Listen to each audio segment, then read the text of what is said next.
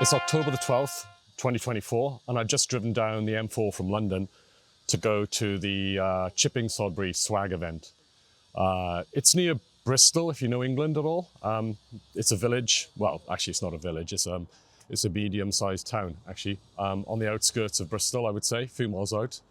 And I think technically it's in the Cotswolds, which is an area of the UK which has some really nice architecture. It's, very sort of chocolate box, old worldy. I haven't actually been in the hall yet, so it'll be interesting to see what's going on today. It's going to be very busy, so I'm probably going to have a hard time recording audio.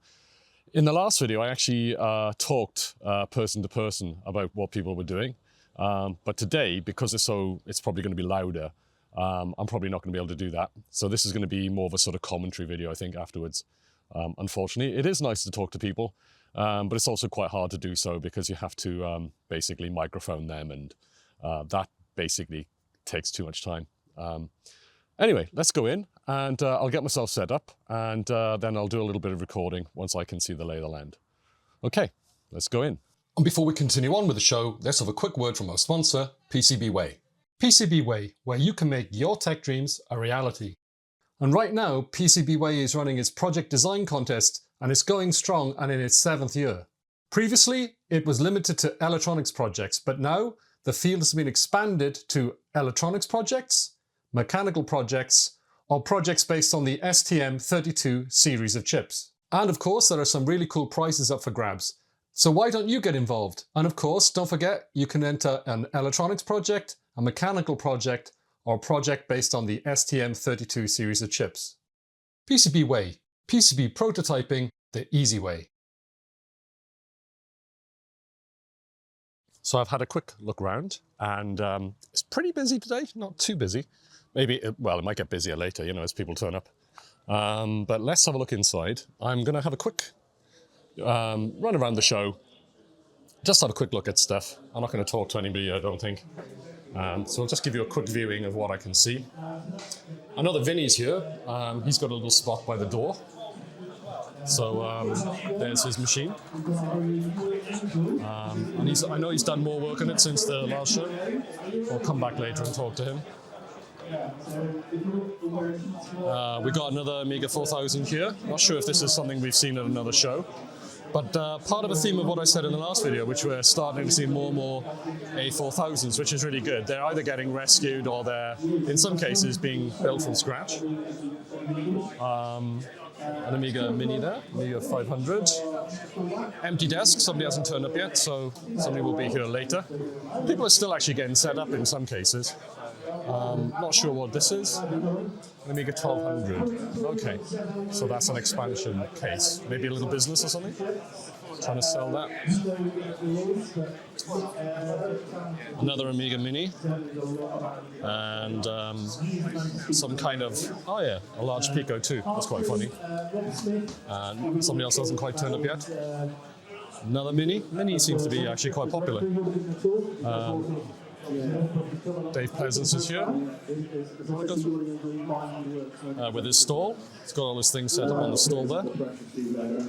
I'll go in the other room for a second because they're discussing things and it's quite loud. This is the soldering area where you can actually have your machines recapped for free as long as you bring along just the motherboard, just the logic board. And somebody seems to be here from Heba. I'm not sure who that is, with an Amiga 600. Sorry, 1200 I should say. And let's have a look in here. Another Amiga 1200. And an Amiga 1200 again, with I'm not sure what's on there. not sure I can get around the back because it's quite busy. Amiga Kit are actually here today. I actually think that's their setup there, so we'll have a look at that in a second. Oh, we've got a tiny little Amiga there. That's very cute, isn't it? Look at that. I've actually got one of these myself. It's a Raspberry Pi based Tigi Amiga, but the monitor's really cool. I'll have a think about doing one of those myself. So that's quite nice. Another Amiga 1200, so a lot of 1200s here today. And this is the Amiga Kit area. And they're selling the A600 GS at the show today. So that's pretty cool.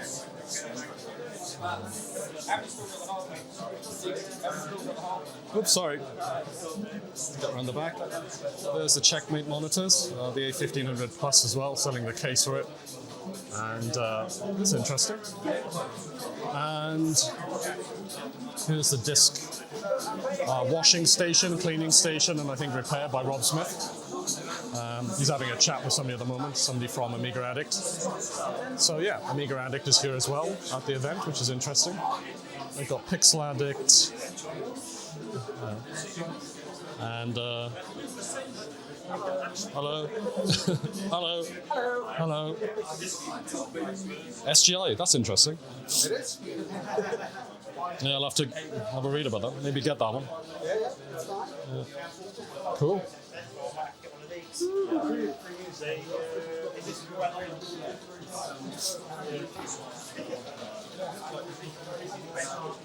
So yeah, this is a little side room, which wasn't at the last event, so they've opened this up to get a little bit of extra space. Let's see if they're still talking here. I think they might be. Oh, they've just finished. That's good. So that might be a little bit quieter now. Just to carry on and look around. I was actually going to get a Steadicam for today, which I saw at the Zap Live event, but it was more expense for the channel, so I decided to stick with handheld for now. That's a very nice Xbox controller. Look at that. Let's zoom in on that. Ooh, very nice. Wouldn't mind myself one of those. Very good. Yeah. CD32s, which are very common, and well, they're not common, but they're very popular because they're, they're an AGA machine with a CD-ROM drive. All-in-one solution for anybody who's really focusing on games for their old Amiga. And then let's carry on this way, actually. We've got a tower. I recognize that machine. That's an A4000, which was at the last event, along with the CPC. If you watched the last video, when we were at the Kickstart event in Ottershaw, this machine featured in it, as well as its A4000 compatriot there. Another CD32. On the other side, another CD32, and we've got my Spectrum. And today I've actually loaded it up with some software. One of the bits of software is Underworld, which was one of the first games I ever saw. I think it was the first game I ever saw running on a Spectrum in John Menzies in Swansea. So for a bit of nostalgia, got it running that today. I don't know if it actually does like a demo mode, maybe not. It did back in those days, but maybe that was a special piece of software you had to get. On the other side, we've got an Amiga 2000, which is good to see. And let's carry on. Another A1200. And I think these guys were at the last event as well. We've got the Sharp 68000, and I understand the owner has traded off one of these to get himself an Amiga 1000, which inside is actually apparently an Amiga 3000 pretty much with a 68060. So it's a very, very non-standard Amiga 1000. Well, it's not really an Amiga 1000 anymore. Just the case gives it that appearance. Looks like we have another Amiga 1000 being worked on. Hiya. So, yeah, that's an Amiga 1000 from the form factor. Little A600 there. And an Amiga 3000, that's nice. Amiga 500. Relatively rare, actually, at this event, isn't it? The A500. Not many of those around. The TI-99. It's good to see another machine at the event. That's cool. A Checkmate A500 Plus. So I guess this is an A500, which has been transplanted into this Checkmate case. That's pretty cool. And then down here, We have a controversial ST. Oh my God, can you imagine? At an Amiga event, we've got an ST and another A1200. I do need to get myself an ST actually. So I've come back to have a look at the monitors, which are made by Steve Jones over there, or Checkmate. I asked Steve if he could have a chat with me about the monitors, but the problem is he's lost his voice. So to be fair to him, it's not really going to work out. He really has lost his voice. It's very hoarse. And I've had that myself, and I know how bad it is, so let's let him rest. I'm going to do the best that I can to actually give some decent information about this monitor. It's a new monitor from Checkmate. It has a really good quality panel. And what's really cool about it is that if you were to have a look at the back of it, it has a number of inputs, which means it's actually very suited as a retro monitor. Also, what actually it can do is in the back, there are 3 panels. And each of those, I think the bottom one can take a breakout panel, which basically has a lot of retro-friendly connections, you know, VGA, composite, and so on. As a center panel, on that one, you can actually fit a Mister into, and I've actually seen this running a Mister as a Mister machine with basically the ability to play arcade games, many different types of video games, etc., etc., etc., consoles. You know, a Mister, it can do that as well. Another thing that it can do is that in the top panel, it can have a scaler, which means it can then obviously scale video really, really successfully. I'm actually in the market for one of these, so what I find really compelling about it is the fact that it can take so many different connections. So it's a kind of really good one-size-fits-all monitor. But also on the right-hand side of it as well, there's actually 2 HDMI, one in and one out. And whatever is being displayed on the screen actually goes out through the HDMI. So you can then plug that into, say, for instance, a capturing device, which would make it really useful to actually do, some sort of video, and at the same time be able to actually capture what you see on the screen out to a capture device. So yeah, it's a pity that Steve can't talk today, but I would like to feature this video in an upcoming video if I can get a hold of one. And we'll see how that goes. But yeah, for now, unfortunately, you'll just have to get the information from me, and then I'll try and fill in some more information as I can find it. So at this event, I actually managed to bring along the Spectrum Next, we saw it earlier. And at the last event, I spent a little bit of time looking at it, but the problem was I didn't have any software. I didn't have any of the software from back in the day. So I spent a little bit of time last night getting some games, still in the process of doing that, games like Lords of Midnight, School Days, things like that. And I started to get the Ultimate Play the Game games. This was the game that I first saw in John Menzies in Swansea way back in, I think it was December 1984. Underworld. This was very, very impressive at the time. And I'll tell you what, that is a hard game. I was playing it, and right now they're not going anywhere near him, but if you move that little guy, the bad guys will immediately swarm him and attack him. And you've got no weaponry. So yeah, it's very, very typical of games of the time, which were just ridiculously, stupidly hard. But over the next few weeks, I'm going to spend some more time with it, try out a bit more software, and then hopefully we'll do a special video on the Spectrum Next pretty soon. Yeah, fingers crossed I can get some time to do that. So let's have a look at the bring and buy area. Some pretty cool stuff here today. There's an entire Amiga, I think it's a cartoon pack, is it? Let's have a look. Cartoon Classics pack. I think this is the same one that was at the last Kickstart event in Ottershaw. It's the full pack. I think it has software as well. Again, I'm not in the market for a machine, but very interesting. An Amiga 500 keyboard there, I think. I've actually got one of these myself. I bought it as a donor keyboard. It was all bent. And it was actually intended for use with my Amiga 2000. But you can see you've got a floppy disk drive, £25 for that. You've got a couple of RAM expansions there. I don't know how much they are each, £20, something like that. Another Amiga 500 keyboard and another Amiga 500. This time it's £200 for that one. Over here we've got another Amiga 500 and a box of software, a monitor, or rather, I mean, it looks like a TV. What make is that? Waltham. Wow, never heard of Waltham before. That's a funny old brand. Here we've got some Gotek brackets, I think, in case you want to make a Gotek yourself. And then tucked in the background there's a Power Flyer, Fast ATA. We've got a couple of things at the back there. An Amiga 1000 RGB2 HDMI. That's interesting. I might come back and have a look at that. That's quite cool because my Amiga 1000 doesn't actually have anything like that, which would allow it to actually connect to a HDMI monitor, and I might get that. That's actually quite interesting. For some reason here, there's a box full of floppy disks and DVD as well, which is quite strange. Then you've got another RAM expansion, and then you've got another Amiga 500, and have a guess what we have. I'll come back in a second to what's underneath it. We've got the I/O extender card, once again. Every show we go to, that turns up. It's like an old friend that follows us around the country. And the same monitors that we saw at the Kickstart event. And underneath here, we've got an Amiga 3000, which I would really love to have. Unfortunately, I don't really have the money to buy one. Quite expensive. And don't forget, we'll be looking at Lee's A3000 with battery damage pretty soon. And I think there's a joystick there as well. So yeah, some really good stuff on this table here. As I said, I think I might have a look at getting one of those RGB things for the Amiga 1000. That would be quite interesting to have a look at. But yeah, anyway, let's carry on having a look around the show. So I'm here today with Matthew from Amiga Kit. From Amiga Kit, and you've got a really nice stall laid out here today. Yeah, so could you give us a quick run through about what you've actually got shown? Yeah, sure. This is the new A600GS, which is our new game system.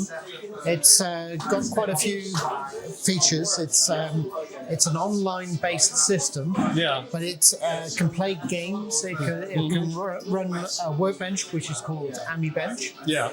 And it's got applications, brand new versions of Octamed 2024, Personal Paint, the new 2024 version, Directory Opus, YAM, all your favourites. So it's quite useful from that point of view. Yeah. But you can load WHD boot games on the ADFs, HDFs, and load it up with all your favourites. Is it FPGA based or some other system? No, it's an ARM-based system, but we've got a custom board. Yeah. This is quite nice because you can plug in your normal DB9 joysticks. Yeah, your standard Ataris, Yeah, so if you've got one of the classic joysticks, put it in. Yeah. And you can set it up onto the controllers. So you can have basically two USB pads, two DB9s, and play it with all your classic games. Yeah.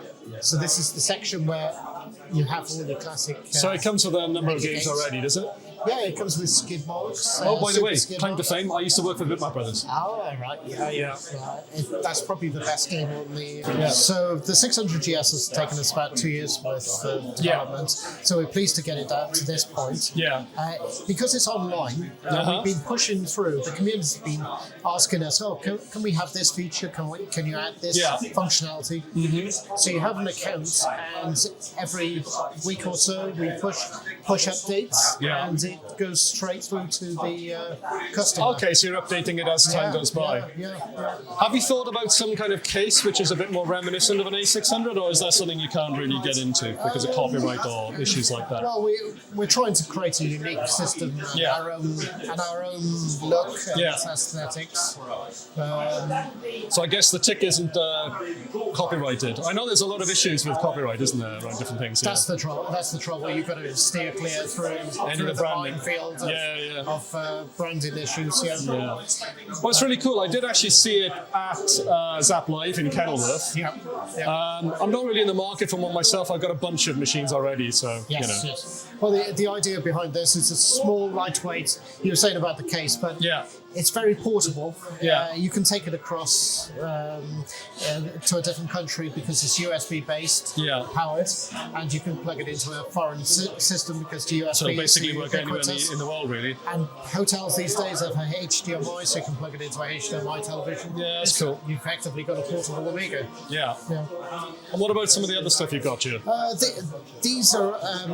This is all adapters, interfaces for your retro computer. So these are like ROM selectors, aren't they? Things like that. This one is a selector. You can switch between floppy drives. You can adapt your Amiga to VGA. Oh, mode. cool. Might be getting some of those. The grease whistle allows you to plug in a floppy drive into a USB and take all your Amiga discs across. Captures drive flux images, doesn't it? Something like that. Yeah. RAM expansions, pretty useful these days if you want to play all the games. What's the Amiga 1200 box behind? Is that just as a backdrop? That's a replica 1200 enclosure. It's the case, a replacement case. Yes. Oh, right, okay, that's cool, yeah. These are buffered interfaces. You can plug in multiple hard drives into your 1200 or 600. This is quite a useful bit of kit. So this is a real-time clock, but it also has a sensor on here. Yeah. And it senses the 5-volt line in your workbench. Yeah. It'll display how good your 5-volt line is, what temperature your Amiga is running at. Yeah. And then you have this fly cable which will connect to a processor, and in real time on your workbench it'll show you the temperature that your processor's running at as well. Mm-hmm.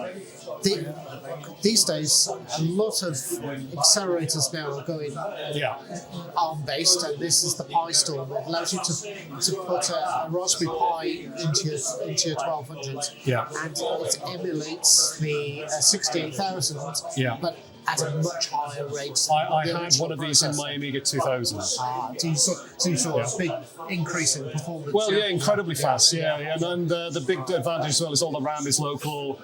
You get RTG as well, don't you? Networking, Wi-Fi transfer from your PC, things like that. And because the Raspberry Pi is so cheap, you leverage all the advantages. Well, it is now, not during COVID. Do you remember it got increased? Well, not just expensive, but impossible to get. When production. Anyway, it's back to normal now, which is great. Yeah.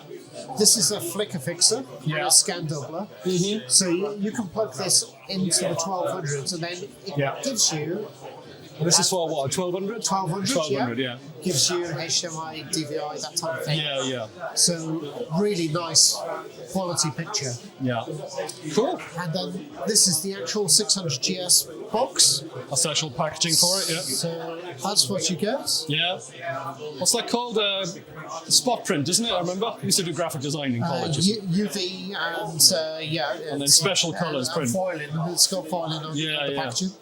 And this is what you would get in the package. And it comes with a controller and also all the cablings under here. Complete system ready to go. Really cool. Yeah. I thought this was interesting. I was just looking at this machine. You can notice I put a cheeky card on there. It's got Iridium 3 on it. And I was just looking at the graphics on it. On the left-hand side of the bottom, do you see it says Renegade? Well, when I worked for the Bitmap Brothers, I actually used to be in the same office as Renegade. There was a door that went from where I used to sit through into the sort of reception area. And you went straight ahead and you walked into the Renegade offices. It wasn't very big. It was just a few people there. The head of Renegade was there, some games testers who we used to have a chat with. But I never got to meet the Graph Gold people. They never used to come into the office. The Sensible Software guys, they would actually come in. Well, again, not very often, and it was quite interesting when they came in. It was like, it was a bit like a bank robbery. They kind of came in, with guns blazing. I mean, it was interesting because there was a rivalry between them and the Bitmap Brothers, I guess. But the weird thing was the Bitmap Brothers owned their publishing company, which I thought was quite funny. I loved Iridium on the 64. Never played the Amiga game. So that's something I'll have to look up. I'll have to try and get hold of Iridium, what is it, 3 or 2? 2 maybe? And give that a go. I'm assuming it's Andrew Braybrook, but I'm not sure. Yeah, anyway, interesting. So you remember earlier I was walking around the show and I actually passed by this Amiga 1000. It was disassembled at the time, so I was actually trying to work out what it was. Anyway, it's back together now. I stopped by and had a quick chat with the owner, and he informed me that he actually got this machine for free, so lucky him. That's an amazing thing to have. You can see that there is a GoTech there. He's modified the disk drive to actually give him a GoTech with a little OLED screen there, which is, to be fair, very neatly done. Not something that I would personally do. It's only because I have like a great reverence for this machine. This was the original Amiga, and this was a machine that was completely out of reach for me when I was a teenager. Very expensive back in the day. And we had to wait a couple of years for the Amiga 500 to come out before we actually got the full Amiga revolution, where that hardware actually became usable by working class people. It actually was affordable. So it told me that what he's actually done is he's used a Pi Storm to upgrade the machine to be, I mean, if you've seen a Pi Storm, you know how fast they are. They're like a very fast 6830. Also gets you retargetable graphics, which means you get 24-bit color. So if you actually look at his workbench there, you can see some modern workbench. So really, it's a very, very souped up Amiga 1000, only in name. It's more like actually like a big box Amiga, except of course it doesn't have the expansion slots. So I met Vinny again at the show, and he had his custom Amiga 4000 with him. And when I say custom, I mean everything is custom. It's a completely brand new computer, apart from the original Amiga custom chips, of course. There's just so much work that's actually gone into this machine. And he actually ran me through it in quite a lot of detail, and it's way too much detail for this video. It wouldn't fit in. It would just be completely disproportionate. So what I'm planning to do is I'm actually going to go through what he actually, the information that he gave me, and I'm going to produce another video where I actually go through it granular detail for those people that are interested. So keep an eye out for that video. Hopefully I can get that out pretty soon as well. So I'm here with Ian from Addict Magazines, and I was just looking today at your magazines, Ian. It's very interesting. So could you run me through what you have? Yeah, sure. So we've been going for about 4 years now. Amiga Addict started 4 years ago, at the end of 2020. And then since then, we also brought out Pixel Addict and some other sort of specialist magazines like Amstrad Addict, and currently we just released Atari Addict as well. Obviously, the Amiga Addict is a specialist Amiga magazine all about the current and the retro scene. Yeah. So all things from way back in the 1980s all the way up to today. So there's still new hardware, new games being made for the Amiga today. So there's lots for us to cover. We come out every 6 weeks. Yeah. And then Pixel Addict is more of a general kind of retro magazine. It covers all sorts of different systems. Everything from like Commodore Plus 4 to like more modern things like the PlayStation 1. It reminds me a little bit of it's almost like a retro Wired in a way. Kind of. Yeah, so it's covering all sorts of things. It even covers things like toys and stuff, sometimes like Transformers and things like that as well. Games, movies, things like that. So it's kind of computer centric, but it also goes into the wider technology space. It's definitely a lot more in the microcomputer kind of space. Yeah. But it does feature other things now and again as well. And we try and cover some of the more niche things that people might not have heard about, and get hold of some of the people that people might not have heard from in terms of interviewees as well. But yeah, so we try and cover the whole gamut of computing stuff. Obviously from a British perspective, because we're a British magazine, and obviously we have a very unique kind of perspective on computing and different things that came out at different times. We were talking a bit earlier, weren't we, about the SGI edition that you have here. Stuff. Yeah, so it's a very fascinating part of computing history, I think. In terms of how specialist it was, but how well known it still was out and around the community. I mean, most people with a vague knowledge of computing, especially around movies. There was a lot of merchandise that came with SGI, weren't there? They used to do mugs and toys and things like that. That's right. And music tracks as well. Have you heard the music tracks? Which is very weird. Which is something they did with the Amiga as well. So you wouldn't even think of doing that. It's almost like the same people did it. It had that level of cheesiness, didn't it? Probably same PR agency, I'm guessing. But it's kind of cringeworthy, when you look back at it. Can be, but it's all part of the fabric of computing history. So it's all interesting stuff. Well, I'm definitely thinking about getting some editions myself. I definitely thought the... Now, if I wanted to get this, do you have the paperback as back issues? So it's available in paper, back issues. There's digital issues available as well. You can get them all off the website addict.media. Or we're at various events. So I'm here today at the Swag Workbench event, but tomorrow I'll be up at the Nottingham Gaming Market in Nottingham. So we get all over the place. You get around, We get around. If we can make things available to people, it's a bit easier, because obviously you don't have to pay postage if you could just walk up and take away a copy. Also quite interesting is that if you're going to a wider audience, you might pull more people into the whole retro scene itself. That's what we'd like, because the retro scene online, I think people think that's the whole thing, but it's not really. Especially things like the Amiga. There's loads of people that don't spend all their time online in forums or on Facebook groups talking about the system, but they used to have one of those machines. They maybe bought like one of those Amiga Minis or something like that more recently, and actually getting things in front of those people is much more difficult. I mean, we sell Amiga Addicts in WH Smiths, and that's part of the reason for doing that is to expose it to people who might not see. It's a very wide gamut, isn't it? Different people. Yeah, I was interested. I saw the Spectrum. Yeah. And I asked to review that, but I'm not really on the radar yet, so that's not going to happen. Yeah. But I think it's interesting that you have a lot more console machines. That's right. Yeah. I was at the Kickstart event in not in Nottingham. I think it's the Kit Stall group. the little one, Yeah. which is in Ottershaw. That's right. And I took along my Altair 880 Mini. The Altair. So it's quite funny that you've even got mini versions of 1970s, what effectively were mini computers that have micros. Absolutely, yeah. So it's very interesting that you've got this, such a wide gamut, and it's good that you're actually doing a lot to help popularise things. Yeah, we try our best. Yeah. So, do you have any sort of special deal for today? Not particularly. Obviously, the whole point is that you save on the postage. So postage keeps going up. Yeah. For better or worse with Royal Mail. So it's definitely a saving for people to not have to pay that part of the cost. But magazine margins are very tight, so we cannot give too many offers. Yeah. Although we did put a few issues into the raffle for swag today. So cool, yeah. So some lucky person will walk away with some Amiga Addicts. So. Well, thanks for speaking to us, Ian, and hopefully we'll see you around at other shows, yeah? Thank you very much. Take care.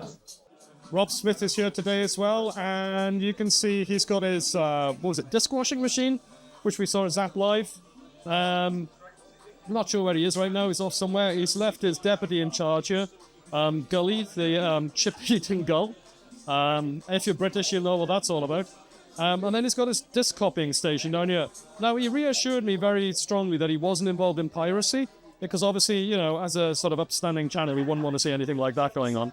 And then over here, he's got his Mr. Floppy doodad. What is it? Real floppy drives for the Mini-Mig core. I think what this allows you to do is, as it says, a real floppy drive with a Mini-Mig. So you can actually read copy-protected discs. So that's quite interesting that he's actually made that. But he's always enterprising, Rob. So yeah, let's see what he comes up with in the future. So there's a bit of a quiet... drama. Yeah. There's a tournament on at the moment for Bomberman. I'm not sure what happens if you win. I'm assuming you ascend to godhood or something like that. But everybody's taking it very seriously, and it's actually one of the parts of the day when it's actually been quite quiet, which is quite nice. Yeah, so, Bomberman. I'm not going to take part. I have no idea what's going on. But yeah, obviously a bit of a classic game. It's going towards the end of the show now, and we're doing the raffle, and unfortunately I haven't won anything again. Oh, curses. But various people there going up to pick Amiga 500s, Checkmate cases, things like that. So yeah, cool, some happy faces at the end of the show. So there we go, another retro event has come and gone. What did I think of the swag event this time? Well, there were less people, I think, than last time. That was just my impression. There seemed to be more people just walking around at the last event, people without tables, people popping in halfway through the day, quite often with children. This time, a lot less kids, and the amount of tables was actually less, I think, although I'm not quite sure about that because there were 2 rooms. At the previous event, the main hall was completely bedecked with tables. But as you saw at this event, they had an area at the front where there was seating and a little sort of stage area where they could do presentations for people to give talks during the day. I actually didn't have time to listen to the talks because at these events, I have to go around and talk to people and sometimes interview them as well. So I don't really have the spare time to partake in those aspects of the event, unfortunately. But it was really cool that those things were actually laid on.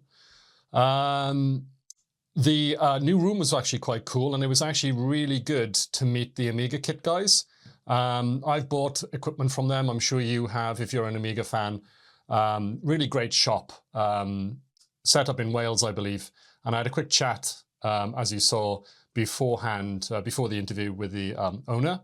And it was really nice to, finally meet the face behind the brand. And, they have some really cool kit. I obviously don't have enough money to be constantly buying from them, but whenever I have, I've always found their service to be, pretty quick. and stuff to arrive and to be in working condition. So yeah, I'm a big fan of Amiga Kit. They're a good bunch of eggs. Steve Jones was there with his new monitor, his new Checkmate monitor. Unfortunately, you know, I had a quick chat with him and asked him if it was okay to have a quick interview about it. But honestly, his voice was so croaky that it just wouldn't have made sense.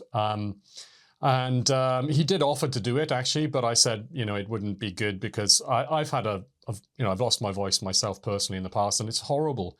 I actually got to the point once where I went to a train station to get some tickets to go somewhere, and I couldn't even talk to the ticket seller and they were laughing at me, which was, it was great. So yeah, I understand how bad it can be when you lose your voice. It's a pretty fundamental thing. Anyway, I have seen a video about that monitor before, so I tried to give you as much information as I could from the top of my head. What I would say about that monitor is it's really cool in what it does. I think the price is possibly a little bit high for most people. I think it's about £500. It depends what you put in it. Depending on how many monitors you have, obviously, in your retro collection, I would imagine that most people wouldn't be buying multiples of those unless they're very wealthy. But it might make sense to buy one of them maybe to have as a sort of everything monitor. And I may actually get one for that very reason, because it does seem to be a very flexible monitor that can pretty much display almost everything. I do have a RetroTink, which can kind of do the same job with a bit of setup. But it would be quite nice to have a monitor that you can just pretty much plug any old retro kit into and it just work. Say you get a new machine and you just wanted to see if it's working, get that monitor, plug it in, and off you go. It should basically work. So yeah, I thought that was pretty cool. Really nice to talk to the Addict guys as well, or guy, I should say. I've never actually read Amiga Addict, but I did. I was kind of more interested in Pixel Addict. Not because I don't like the Amiga. Obviously, I do like the Amiga. It's just because Pixel Addict seemed to be a sort of like a lucky dip of technology from the past. As I said to the guy, I thought, well, actually, it's kind of almost like a Wired magazine, except obviously looking back rather than looking forward. Instead of it being the latest technology, it's technology from 20, 30, 40 years ago. So, yeah, it was good to meet up with him. Nice to have a chat with Vinny, and hopefully we're going to get out a video of his machine. I talked to him at length about it. It's going to be a little bit of an awkward format because, unfortunately, Vinny doesn't like to appear on camera or even have his voice because he's shy, I guess, which means that I have to, unfortunately, basically reiterate everything that he said to me. So I'm going to obviously try my best to do that, not miss out any information. But on top of that, I'll try and also drill Vinny to get me the information about all the different things that he mentions. So there's a video of that coming up pretty soon. It's probably going to be quite a short video. And then I'm going to have a longer version of that video for members of the channel. I'm sorry to have to do that, to actually put it behind what people have called a paywall. But it doesn't really make sense to have a membership where members get access to special member-only videos when I don't have many member-only videos. And I thought it would be quite cool if the shorter version of that video goes out to the general public. And if you're interested in seeing the much longer version where Vinny, goes into a huge amount of detail, which I will then convey, yeah, it'd be quite cool if that's actually a members-only video. So that's the plan for that, hopefully. What else did I do? Oh yeah, at the show in the corner, you remember there was the area for the bring and buy. So I had a quick scan of that because when you turn up, there might be bargains, and sometimes not necessarily bargains, but just things that you see which are the right price, a decent price, and somebody is selling, so you can then help somebody from the community. So I went back and had a look, and there were a couple of things that actually caught my eye. One was, I was chatting, sorry, I can't remember your name, I didn't write it down. I was chatting to the guy who had the Amiga 1000, if you remember that. The Amiga 1000 that had the Pi Storm in it. And it turned out that he brought some of these to the show. So I actually bought one. And I've got a big label on it here, which is for my own record, but he'd obviously labeled it up here. He bought some Amiga 1000 RGB to HDMI adapters. And he had to buy several of them because he couldn't buy just one it wouldn't be economically viable. So he bought several of them, and then he's selling off the extra ones to people at the show. So I bought one of these, and the plan for this is to go into my own Amiga 1000. I'm trying to keep my Amiga 1000 pretty much original. That doesn't mean I want to use it in its original state. I think having to stick kickstart discs in and then boot those up and then put in Workbench discs just to use the machine would be pretty onerous. So a while back, I actually bought a Passero 2, and I haven't actually got around to using it yet. But in a short while, I hope to have a video on that where I install that, which is actually just a sidecar installation. So there's nothing internal I need to do for that. But also I thought it would be quite cool to have one of these, which then means that I'm free to use that Amiga with a modern HDMI monitor if I wish to. What I'm probably going to do is try and get the HDMI cable out the back without actually drilling any holes. And we'll see how that goes. And if I can't do that, then I may go out through the bottom of the case, because there is actually an area where I might be able to get a cable out there. But I don't want to do that, so we'll see. We'll see if I can actually just sneak it out the back. That'd be quite cool if I can. And then that would allow me to have HDMI connected to my Amiga 1000. So yeah, that was cool. I also got these from the Pixel Addict guys. So I thought these were interesting. I just thought I would buy maybe 4 copies of the magazine ones, which had just interesting cover photos, actually. I had a quick read of the headlines down here as well. This one is about the connection machine, which reminded me of transputers. Don't know if you remember those from back in the day. What's this one? The gaming difficulty curve. That was a good point, actually. I was playing Underworld at the event on my Spectrum Next, and my God, that game is incredibly hard. I'm not sure if I'm missing something, because you don't have any weapon. Pretty much every screen you go into, you get mobbed by the creatures, and every time they hit you, they knock you everywhere. And most of the time you're trying to climb, so it's just incredibly hard. I think it has something like 400 screens or something, and I was thinking, my God, I can't even get off the first 5 screens. So I have no idea how anybody was ever meant to finish that game. But yeah, maybe I've missed something. But yeah, that looks interesting, so I'll have a quick read of that. This is sort of bedtime reading. Make a change from watching YouTube videos about retro stuff. I've got this one here, which caught my eye because it's got Jet Set Willy. And I actually found out something just before the show, which I thought was really crazy. I live in Surbiton in southwest London, and it turns out that Jet Set Willy is actually set in Surbiton, which I never knew. Why would I? Because I think I last played Jet Set Willy about 40 years ago. But I downloaded it to have on my Spectrum Next, and I just was reading the instructions, and it says that I think Minor Willy was walking around Surbiton one day when he found a hole and a cave. And I think it had something to do with The Good Life, the TV series. I'm not sure if that's an official part of the story or just something that, somebody made up. And then the other thing is, I saw this as well, which is an edition that looks at the Silicon Graphics workstations, which is something that I'm really into as a retro thing. It's very niche, but these were the graphical workstations that basically pioneered 3D graphics, the 3D graphics that we all love and enjoy these days. If it wasn't for these guys, you wouldn't be playing games like Fallout, Starfield, etc., today. They basically, they invented OpenGL, and OpenGL went on to inspire Direct3D. And there we are, and that's how the future came out. During the 90s, that was probably their downfall, but it was also an era when the technology that they developed became democratized, to their detriment, obviously. People left the company and went to work at other companies, and then basically the technology that these guys had worked on for so long, which was very proprietary, became general technology in things like the Nintendo 64, and then obviously the 3D graphics cards of the day. So thank you very much, Silicon Graphics guys. We're sorry that you went down the tubes, but at the end of the day, from your ashes came the wonderful 3D workstations and gaming PCs that we have today. So thank you very much. And yeah, I'm going to have a read of all of these when I get some time. And finally, this was literally finally, just as I was about to leave the show, everything was sort of winding up, I saw this little chap. and he was actually sitting underneath the desk, which is why I didn't see it in the first place. I'm on the prowl right now for a number of different retro monitors, and I actually used to own, well, I still actually own one of these from back in the day. I bought two 27, I think, what were they called? 207 FPB, I think it is, something like that.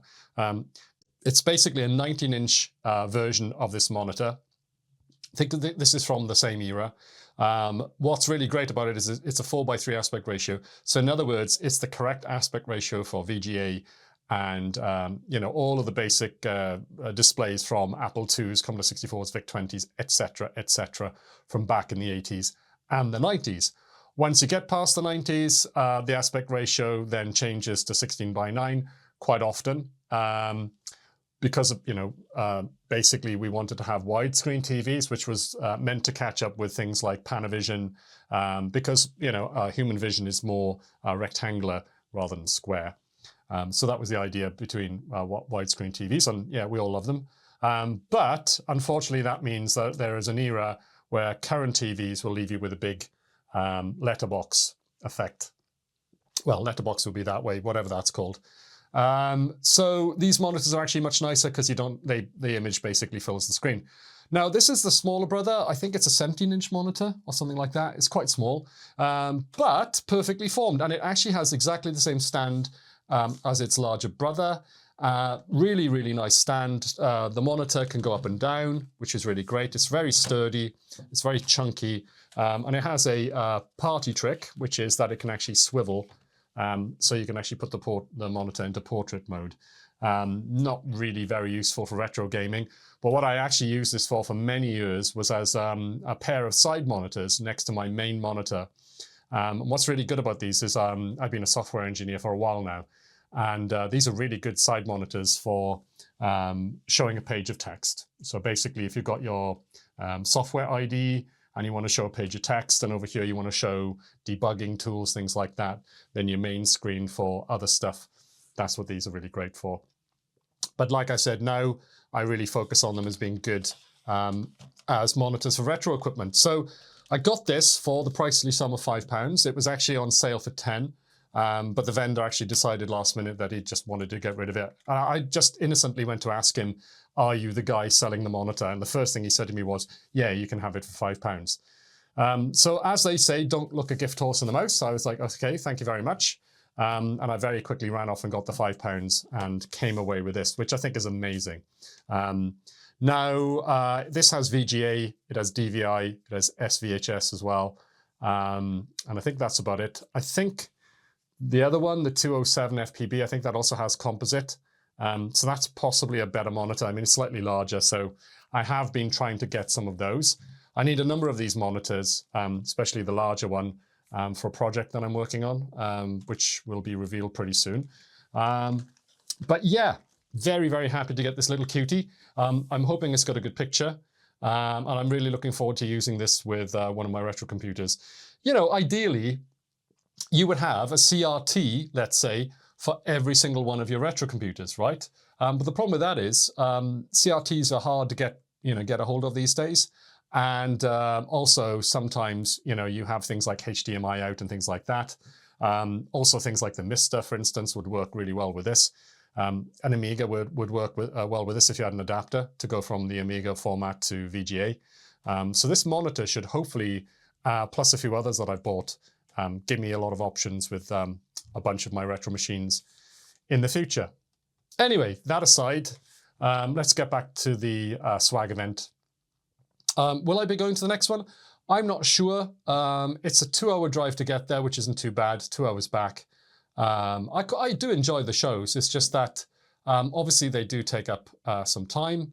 And as a retro YouTuber, I'm probably visiting more shows than most people would, so that I can share it with you. I hope you appreciate that. And it's just expensive. You know, it's expensive to go there, buy the ticket and go there. And I found Zap Live was very expensive because I had to basically stay in a hotel there. It's just too far to drive there, go to the event and then come back.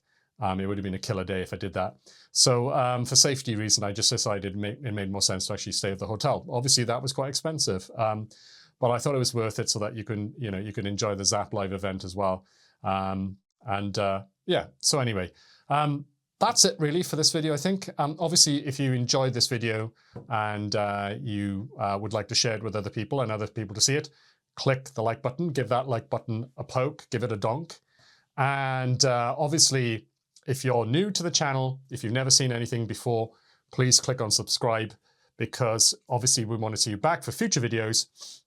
And please remember as well that even if you are subscribed, make sure you click on the bell, because that will give you notifications for when we release a new video, so that doesn't fly past you. Yeah, so if you're especially interested in events, for instance, make sure you subscribe and hit that bell so that you're notified about future events that are going on over here in the UK. I may actually make the effort to go to Crash Live, which is up in Kenilworth in November. I think it's November, when is it? November the 26th or something like that. I'm not quite sure. I'll have to look that up. I was not a massive Spectrum person back in the day, but I do have my Spectrum next, and I am investigating that and enjoying it. And I just think it'd be nice to actually make some contacts in the Spectrum community and meet some Specky guys and see also what's going on in the Spectrum community. It might be interesting to see what hardware is there and to meet up with some Spectrum people. At the events that I go to here, Swag and Kickstart, they tend to be Amiga-centric. So I thought it would just be refreshing maybe to go to a Spectrum event. So hopefully you will see me there if you're going to it. And if you're not, check it up and maybe get a ticket yourself. But until the next video, I think that's it. Hope you enjoyed yourself. And until the next video, take care.